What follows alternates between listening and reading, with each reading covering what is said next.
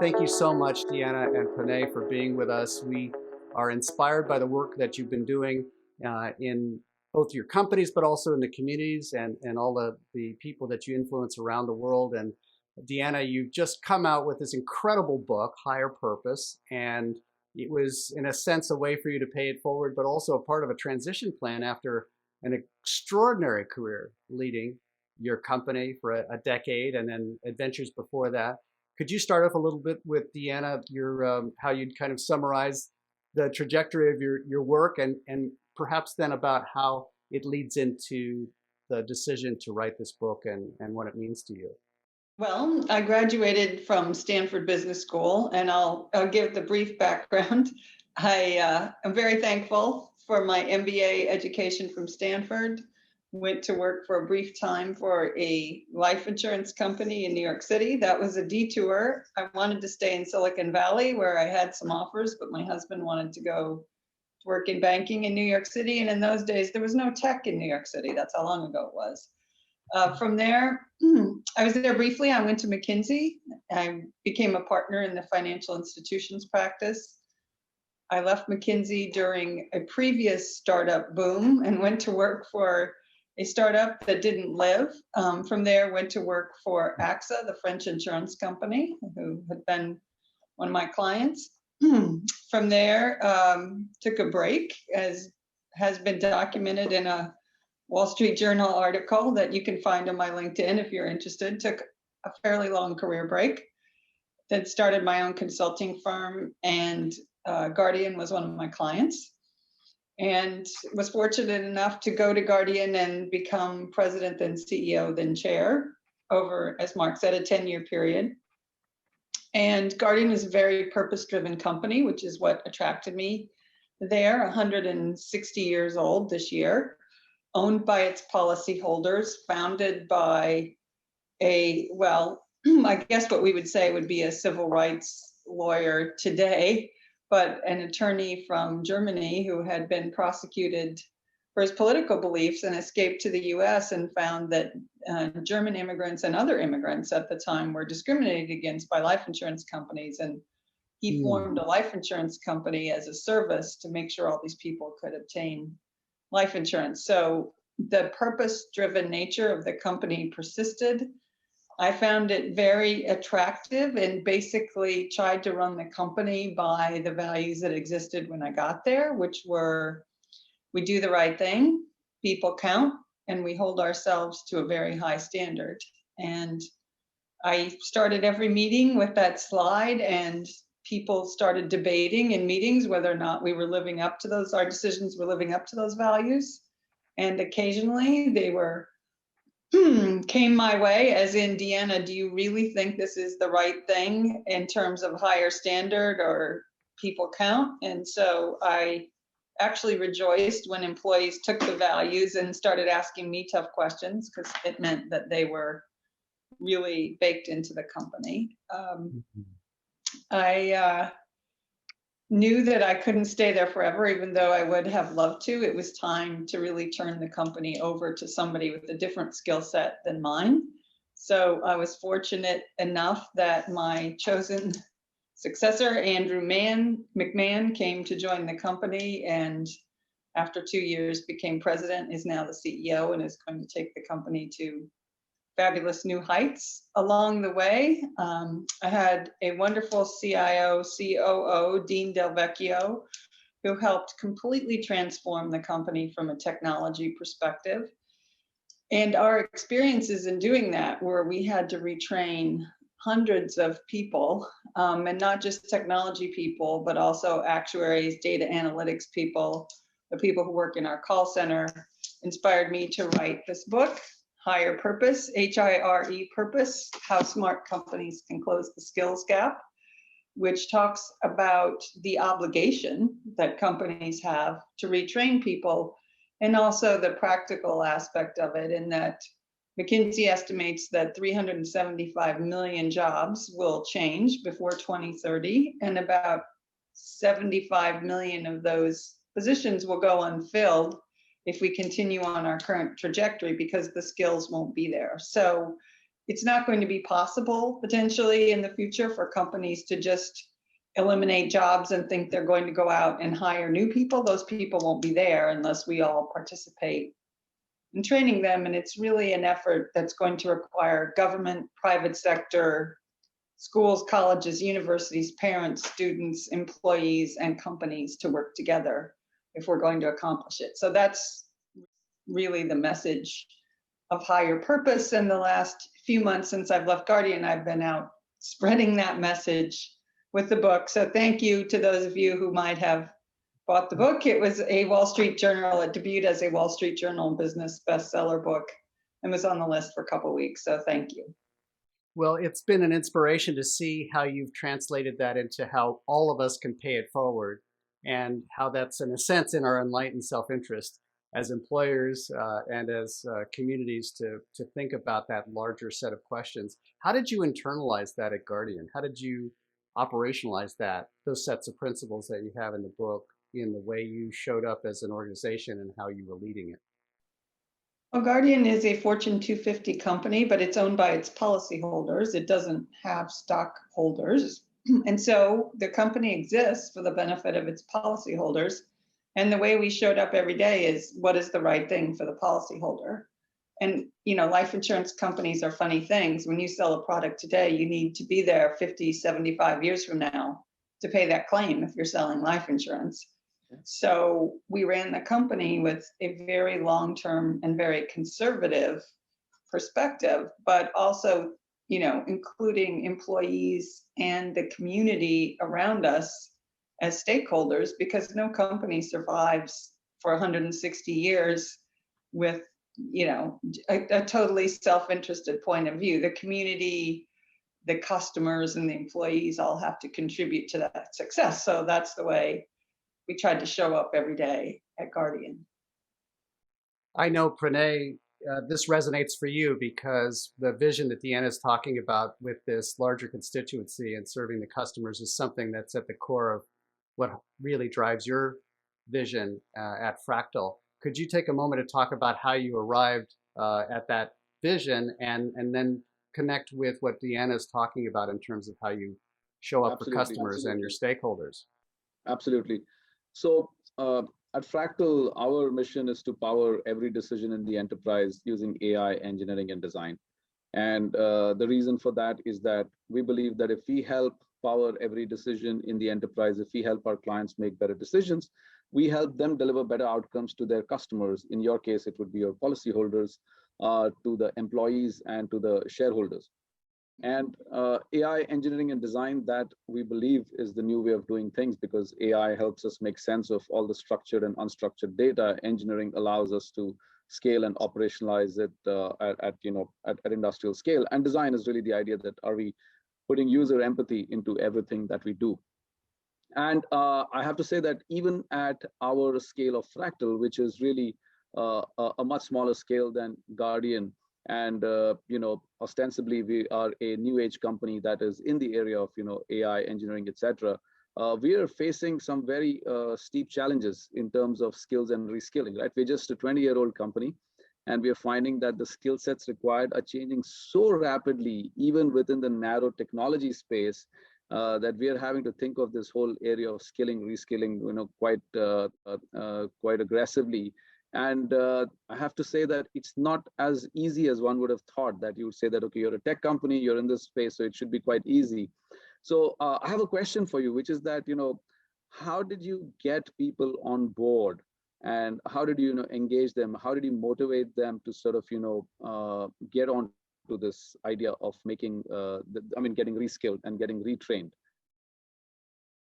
Well, thanks for that question, Pranay. And first of all, I want to say how much I admire Fractal and what you are doing. And certainly we used a lot of AI at Guardian, and a lot of data analytics. And those were two areas where we really needed to get people on board to learn new skills. I think one of the ways that we did it is we connected everything to the mission of the company. So we need to be able to serve policyholders better and faster. And just an example, during the pandemic, we were able to completely 100% work from home because we had done a lot of work over 5 years to put Mhm. everything in the cloud, to give everyone mobile technology, to train them to work remotely. We were about 30% remote before the pandemic hit. So we were able to move off campus fairly quickly, but we were overwhelmed with calls from our policyholders who had lots of questions and quite frankly, lots of fears, wanted to make sure their policies were going to be there for them if they became disabled, because we sold disability insurance as well as life insurance. And so we needed to upgrade some of our systems on the fly. And we did install, for example, some intelligent bots in our operations centers remotely.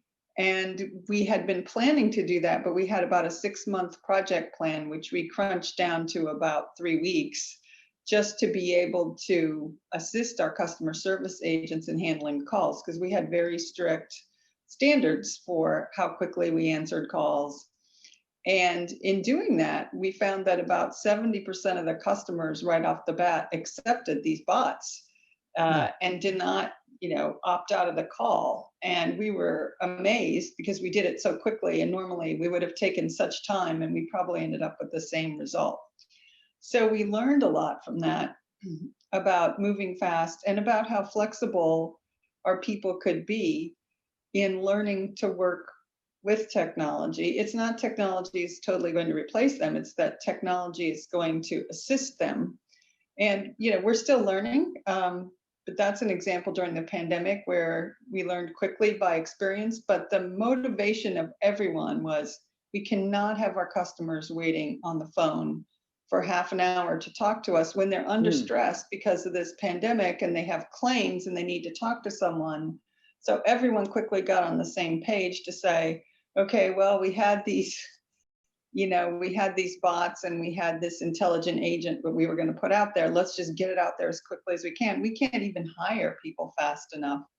We need to just get this done. So, never underestimate the power of stress and the motivation of doing a good job for the customer. Excellent. No, thank you very much for that. I think that's a great point, and I'm, it's something that I'm going to take back as learning for ourselves, right? Which is this whole idea of connecting this to the mission of the company or the values of the company. At Fractal, our number one value is put the client first. Our success is an outcome of making our clients successful.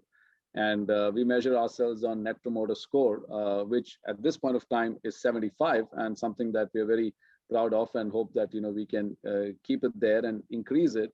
But clearly it's a function of our second value is to learn and grow, and it's a function, our ability to deliver that client success is clearly a function of being able to learn and grow rapidly at the pace at which is needed. So I really appreciate that. There's some great learning for me over there. How do you connect this to the company value and bring people along on that journey? When you think, Deanna, about this notion that you and Pranay are sharing around the reskilling of the populations and the huge demand for talent, how does the set of values and the willingness also to integrate this digital platform, in a sense, in 10 or 12 months, we've adapted a decade's worth of digital integration, right? It's been the biggest shove, the biggest accelerator of all time. How did this affect, or how does this affect, and what would be your advice for other leaders as they think about recruiting and finding the right people for the right seats to serve your customers? Well, I would say your existing employees can do a lot more than you think they can. I mean, a year ago, no one was a Zoom expert, okay? And now, for the most part, everyone is. Everybody found a way to adopt, at least in our company, to working from home with basically not a lot of practice. And they did that, again, because of the motivation. 2 values: one, to take care of the customer, which was really important and we just talked about, and the other, to take care of employees.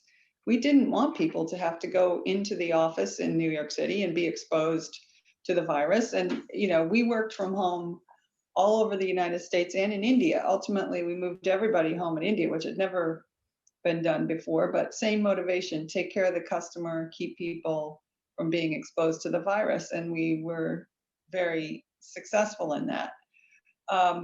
we really needed to upgrade not just technology skills, but a lot of other things as well. And this is back to something I think that's close to Pranay's heart as well. We had been working on a program to turn our actuaries into data analysts. And we have a central data analytics group with about 13 PhDs. We were blessed to be able to attract to Guardian through a brilliant leader, Tom Olds, who's both an actuary and a data analytics person. And he came up with the idea, along with our chief actuary, Michael Slipowitz, that what actuaries do, their job has been around a long time, and they basically make predictions based on data. And they do a lot of data sampling. In the old days, they had samples. And why did they do things based on statistical samples? Because we didn't have enough computing power to use all the data. Now we can crunch everything we have. So their jobs are going to change dramatically. So we designed a program, a year-long program with the help of General Assembly, which maybe you guys know is a startup. It was ultimately acquired by Adecco, a big Swiss company. And it was 10 hours a week of quote unquote classroom time, I guess, which is online, and 10 hours a week of self-study. So 20 hours a week for a year on top of their regular course load. And we had 20 actuaries in the pilot to begin with. And one of the graduates actually went to work in our data analytics program with the PhDs. And my understanding is had a very high performance ranking this year and is one of the most successful people in the department, in part because he was able to pick up those skills through this intensive program, and he really understood the products and the data. Now, not every actuary that went through the program became a data analyst, but they all were able to incorporate that mindset and those new skills into their day-to-day jobs. And some of them were able to take on much broader responsibility, broader management responsibility than they had in the past, certainly become more valuable to their business unit or area where they were employed because they had all these new skills. So that was a very successful application of how can we teach more people data analytics. Now, obviously, actuaries are very good at statistics and math to begin with. It would have been much harder to take people with no math background and do that. But I think in most companies, if you look around, you can find people with the raw material to do what you need them to do. And, today there are plenty of resources online at your local community college, with companies like General Assembly that can help you figure out how to take the raw material you have in your company and change it, transform it into what you actually need for the next set of jobs. And by the way, we're going to keep doing this. I mean, this is never done, right? This is, as Pranay said before, the pace of change in terms of the skills and knowledge needed is very fast. I have one comment and one question.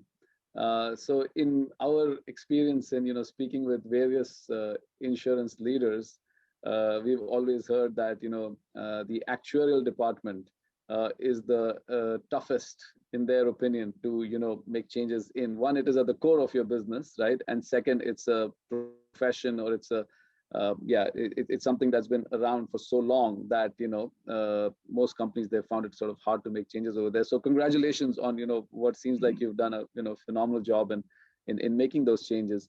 And my question following from that is that as you embarked on this reskilling journey, did you find that people were feeling like that this was striking at the heart of their identities in some ways? And did you find that to be some kind of resistance coming from the fact that you're actually asking me to change my identity, which is a really tough thing to do? Renee, that's an excellent question. I think you're right. I mean, one of the things that makes it hard for us to change as humans is we do tend to attach our identity to the work that we do. And it feels like a very big risk to change work because you're actually changing your identity and you could fail, right, when you're doing something new. So we had a lot of support from our HR department that wrapped around all of this. And we had, different themes that we ran campaigns on. One of them was learning organization.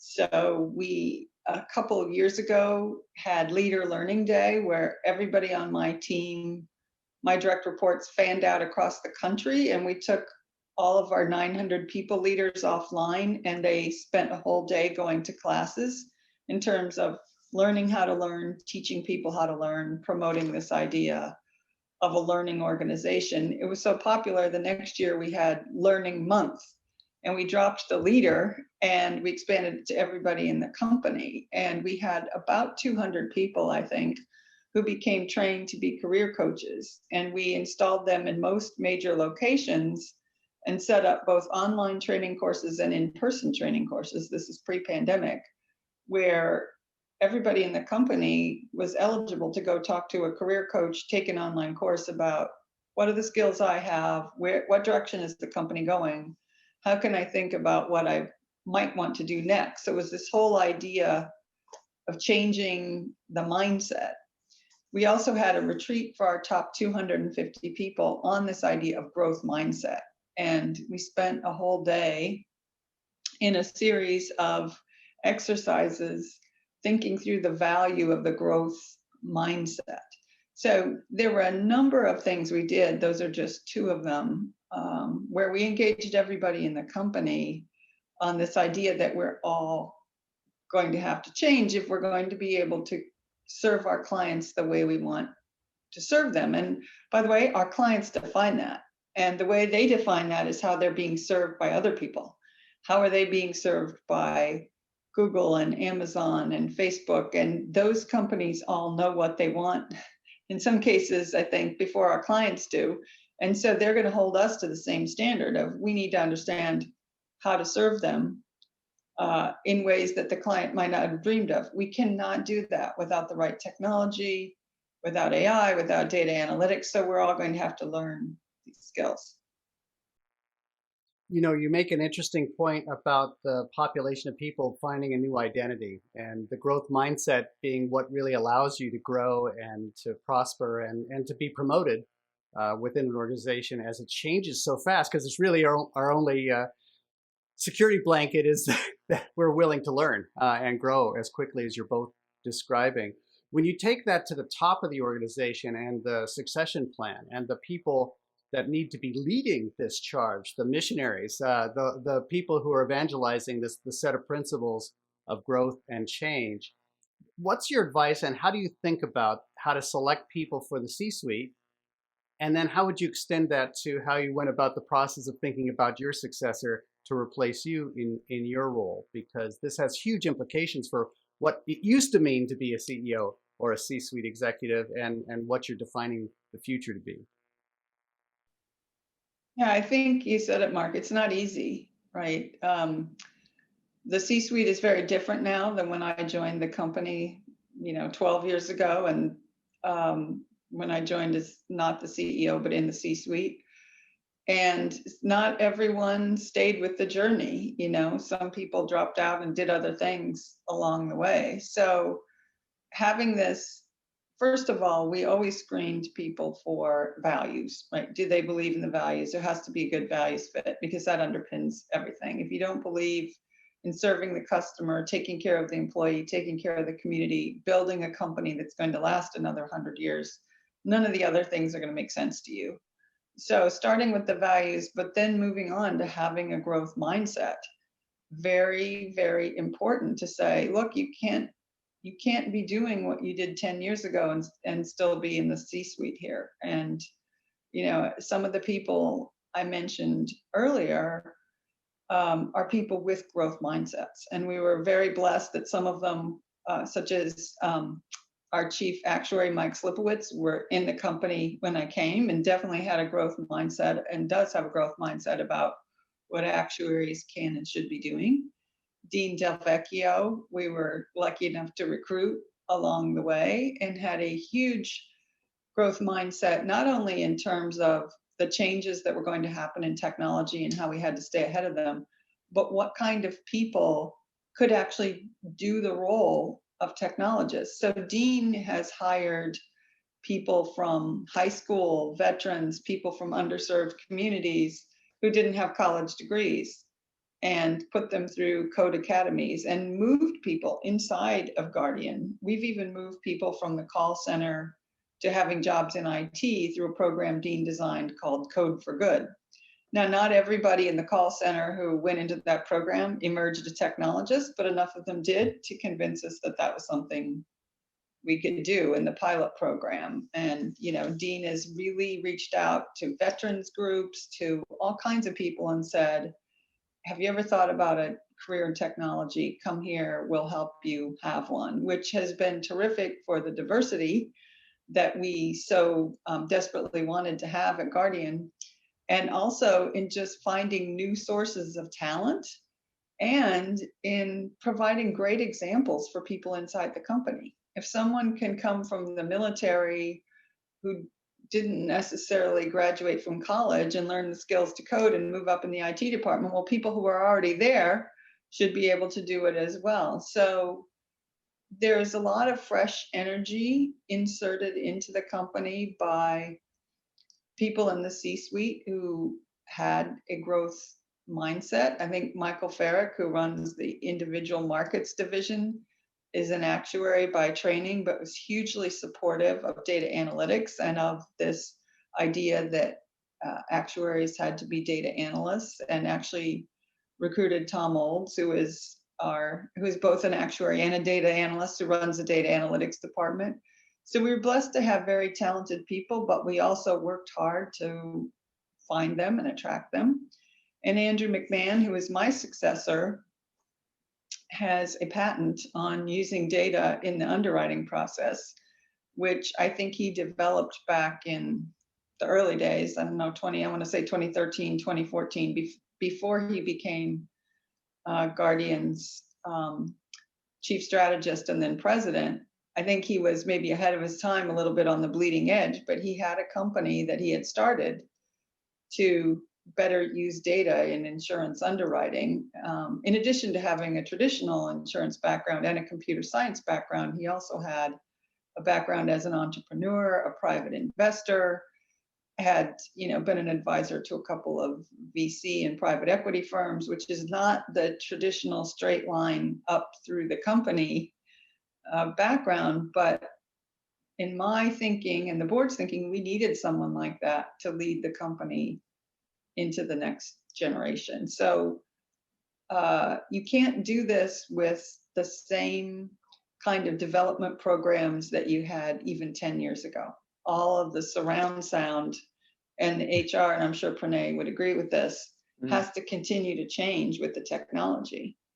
Absolutely. Yeah. I think about your description of the players on the C-suite team and the way you characterize them, Deanna, as having a number of great traits that I think we can all learn from around this capacity to have the growth mindset, this capacity to realize the growth mindset's there so that they can lead change in favor of the customer rather than rest on our laurels or just de-risk the business once having been successful. You're suggesting that it's perhaps risky just to stay stationary. You have to continue to evolve for the board, for the customer.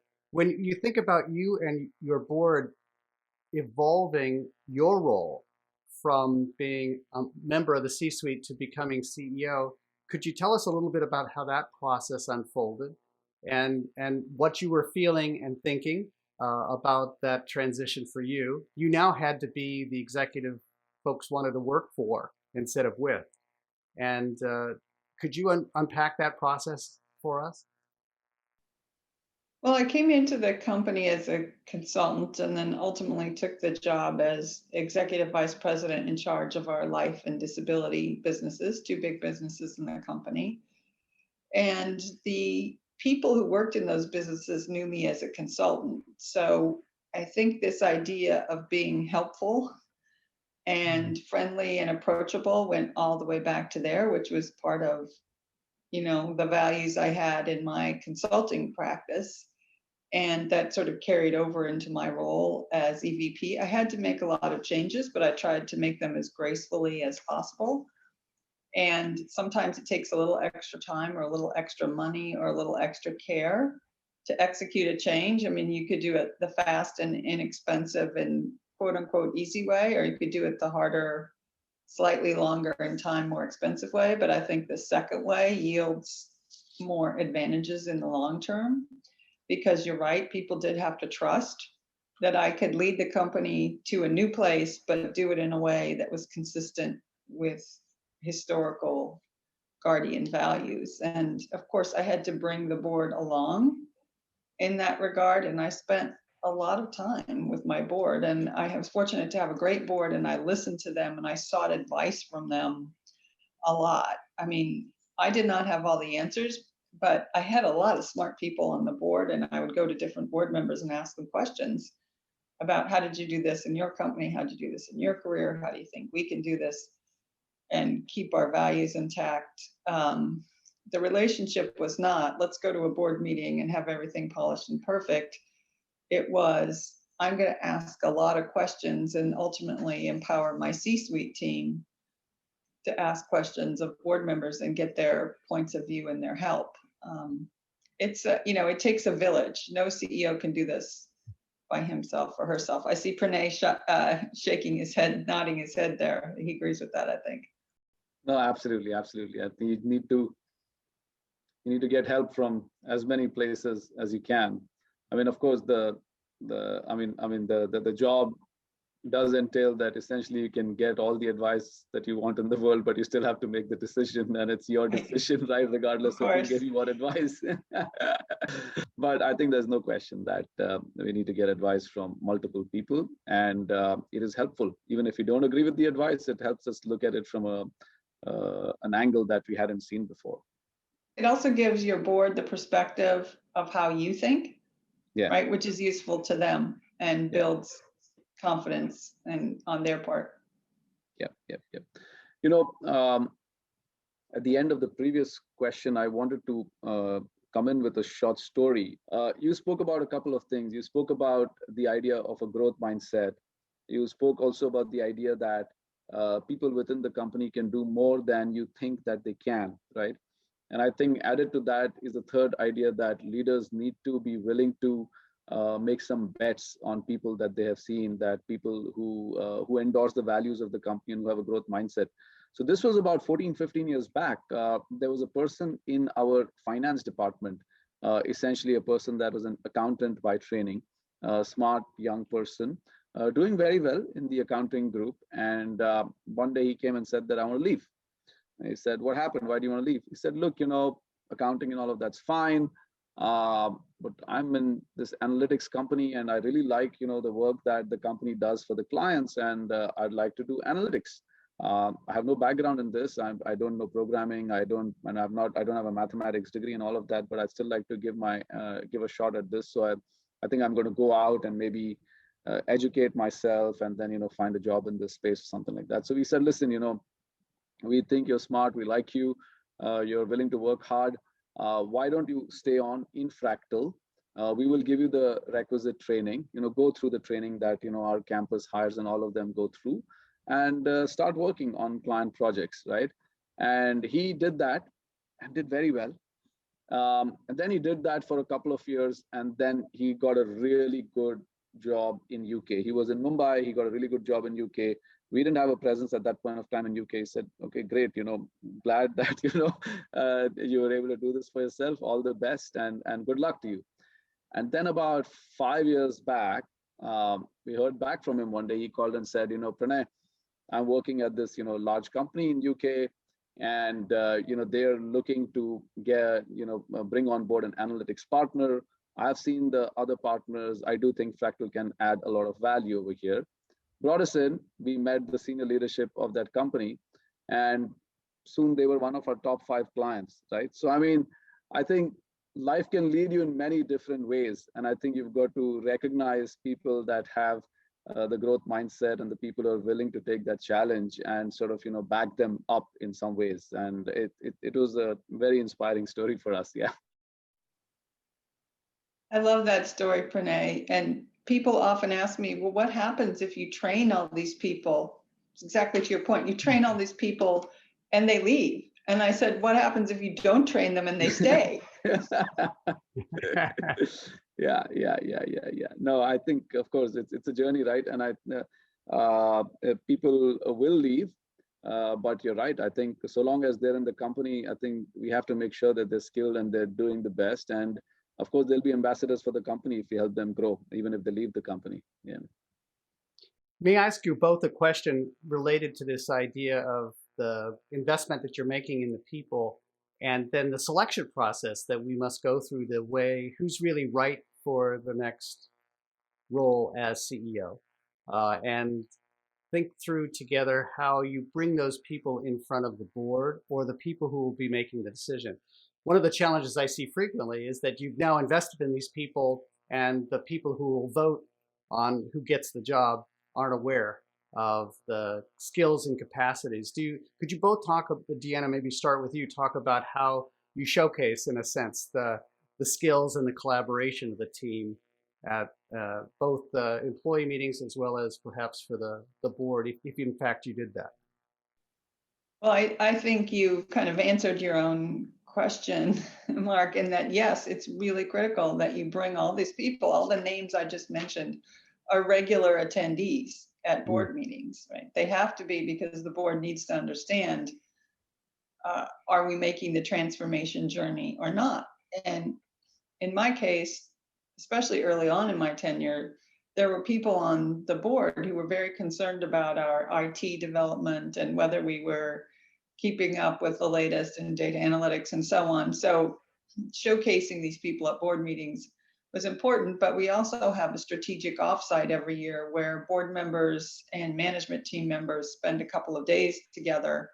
And we made sure there were plenty of opportunities for informal interaction between board members and some of these more junior folks, so that they could really get to know them themselves. And we also had a tradition of inviting anybody who presented at the board meeting to the board cocktail hour and sometimes the board dinner, so that they could, roam around literally and eat a few hors d'oeuvres and talk to board members, and board members could ask them any questions they wanted to. So the CEO definitely has to let those people loose with board members and have the board feel comfortable that they know the next generation. And then, the CEO succession, of course, there's a process that has to be followed and good governance has to be followed, but the board already feels as though they have knowledge of these people.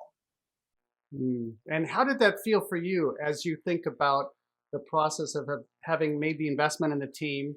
You've identified the people with the new competencies and who could lead change. And talk a little bit about how you decided to make your transition, because then we need to make room for those new people to step forward. And that means the person that we've invested in you for the last 10 years is someone who's making room for them. Could you talk a little bit about that crisis or transition or how that felt and what you did about it? Well, it certainly wasn't a crisis. It actually felt good. I mean, I was 47 when they named me as president, and I was pretty sure I was not going to be the CEO until I was 65, right? Nobody today stays CEO for 18 years. However, I wanted our previous CEOs, all of our previous CEOs at Guardian had retired at 65. So the first thing I needed to do was make it clear to the talented people on the team and the people we would hire that I was not going to stay until I was 65, that I had other things to do, and that they had every opportunity that, to become CEO or to move into the C-suite, because I was going to be out of their way long before they would, age out of the opportunity. That was really important to me. And I think someone who becomes CEO young has to make that clear. That was the first thing. The second thing was I just have always considered it part of my job, and it is part of the CEO's job and the board's job, to make sure they have the right successor. I mean, you cannot count yourself as a success as a CEO if you don't hand off the company to the right person in a time frame that works for that person, the board, and everybody else. If you hang on too long, it doesn't matter what kind of a job you did. You're not going to be seen as leaving the kind of legacy that you might want to. So I think from the very beginning, you have to accept that part of success in this job means that you work yourself out of a job by hiring enough talented people to replace you. And you have to let go and have the confidence that there are other things in life you can do. It's not just this one thing, and that your success will ultimately be judged by how successful is the person who replaces you. And so I kind of went into it with all those things. Now, Andrew McMahon, my successor, was absolutely a delight to work with, and never, made it feel like I was hanging around and he couldn't wait for me to leave. We worked as a team, and he was really tremendous and came in with that set of values that we're going to work together, as a team. When you started that process, was it a multi-year process? Was it a 6-month process? How much transparency was in they were internal candidates as well as external? I think that if you're doing this correctly, you start thinking from the day you take the job who could potentially succeed you, because one never knows. I mean, we've had news even in the past year of CEOs, unfortunately, becoming sick or dying in office, or all kinds of things could happen. So there always has to be that if I get hit by a bus, who's going to replace me? Yep. That makes sense. Pranay, how do you feel about that and what you've seen both at Fractal and also the community of big companies that you're interacting with? I bet you see changes like the one that Deanna's describing underway all the time. No, absolutely. I think first of all, from the standpoint of the community of our clients, I think change is constant, and I think it's very purposeful. We see that the best run companies have a very purposeful program where they're making leadership changes, whether that is new roles for people within the company, and then of course at senior levels we keep seeing those changes happening. And that's right, as you said. I mean, people need to sort of create the spot for the next person, and sometimes it's just about bringing in new people with a new way of looking at things and new ways of doing things. Fractal is different from the large corporations. I mean, Shrikant and I are co-founders. We've been running this company from our inception, and I'm sure that there will be a time in the near future, because I mean, we are thinking of this, that how do we set up a company that will last the test of time, that will be there for the next 100 years and can always be there to create value for clients, right? And so, of course, I mean, I don't think either of us can be running this company for the next, 25, 30 years and think that, that's all that'll happen. So I think there is clearly a need to start thinking about that aspect. And we do spend, some time thinking about it, but honestly, it's nowhere close to the kind of, rigor with which, the large companies are doing it. The part about, exposure to the board, I think that is a critical one. And we do make sure that in our board meetings, our senior most people are exposed to the board, either by being present in those board meetings, sometimes presenting their areas, and then again these informal conversations right at the end of the board meeting. Of course, in the last 1 year there's been no physical, but usually there is a physical meeting once a quarter. Then you bring the team in, and then they meet after the board meeting. There's a dinner or whatever, and people get to meet each other. And it has multiple purposes, right? I mean, it gives them an idea of what's the kind of talent we are bringing into the company, and it gives them confidence around our decisions, right? Sometimes you say, okay, I need to do, this person can do more. Maybe sometimes there is, you just had a bad quarter or bad year, and you said, no, the person, that the person is fundamentally good, and they need to continue to do this job. It is just whatever may have been the reason, and so on. So I think the board having a view, visibility into the CEO's immediate direct reports, I think that's important. I completely agree with that. When the two of you have joined a number of other CEOs for a process that Marshall Goldsmith and I host, which is a life process review. We started that process because we were hearing from so many of you who have led organizations, and I've been a 4-time CEO myself, and I found it profoundly lonely at many points in the trajectory, either with the opportunities I had to learn from the board or the other members of the team. Could you just share for a moment, each of you, about how important it is to have support, or maybe even the role of the LPR might have in thinking through with your peers and in a safe place, having a conversation about what's next? I've always had a coach, sometimes multiple coaches on different functions. I think it's very important for the CEO to have someone to talk to who isn't invested in the outcome of the business, but is just more a friendly shoulder that's trusted and confidential. And as you said, CEOs can't talk to just anybody.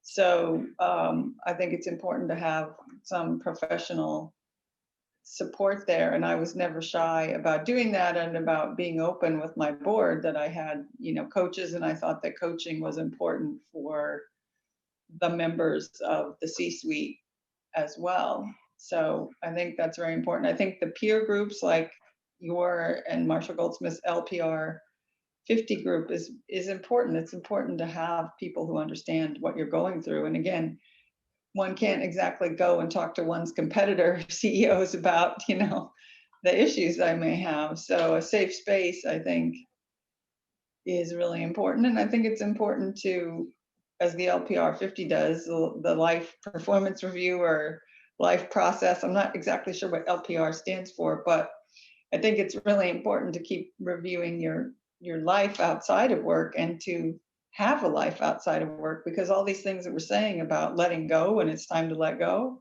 it's really hard to do that if you've neglected your life outside of work and you don't have anything waiting for you at the end. I don't know. Pranay is a vocal member of that esteemed group as well. I'm sure he has thoughts on that. So, look, I think my coaching journey, started with Mark and Marshall only about a year back, and I can feel the profound benefit that I've experienced. This whole idea of safe space.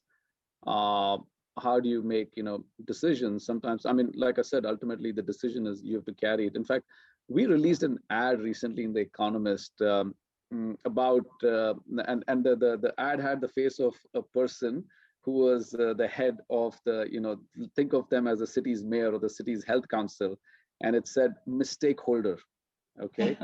and really the idea was that, good or bad, whatever, you have to make the decision at that point of time. If it turns out good, it's good, but if it doesn't, the mistake is still yours, right? And we were just saying that how we were supporting them with, AI and analytics, but that is the reality of it, that at the end of it, you still own that decision and that outcome. So that, but I think getting any kind of help or advice on that is very, very, very helpful.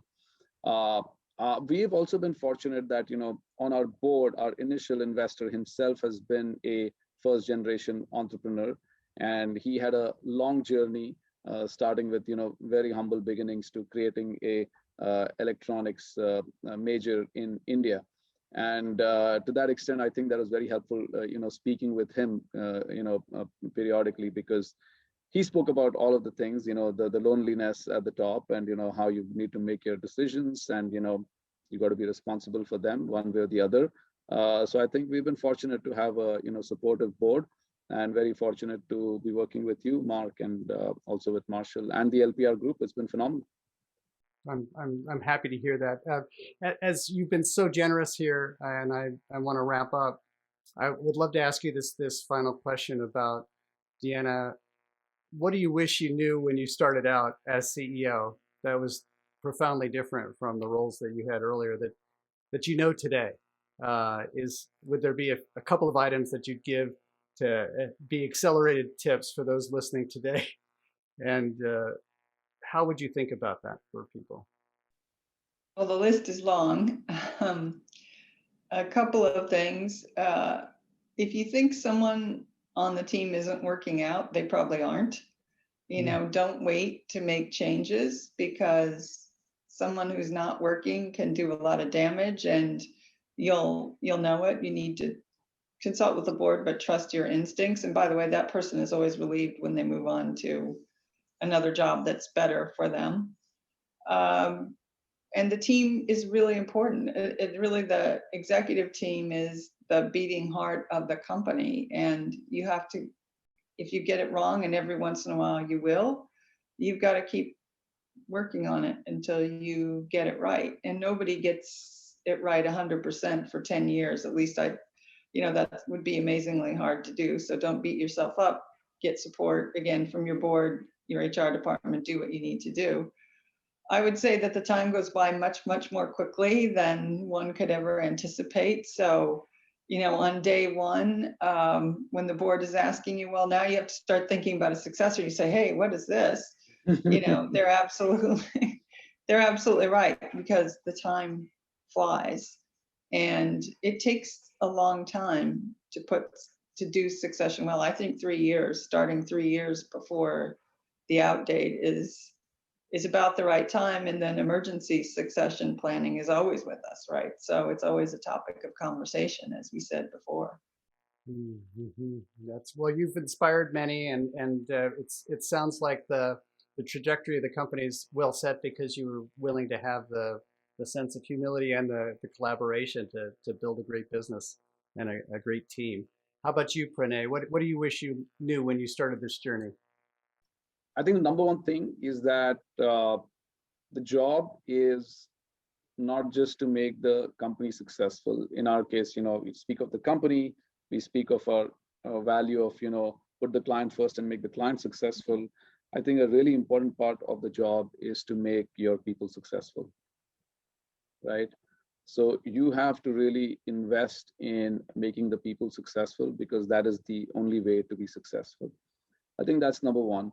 I think number two is that you need to have some mechanism to almost like a talent scorecard, right? Have you been constantly improving the talent score of the company? Whether that is, upskilling the existing people, or you're bringing in new people, but every 3 months, 6 months, or at least on an annual basis, your talent scorecard has to go up. Just as your revenue needs to go up, the talent scorecard needs to go up. And I think on the third point, mine is exactly the same as Deanna's, which is that you got to back your instinct around this. And if you think that someone's not working, then they're not working. You can be more or less sure that that's the case.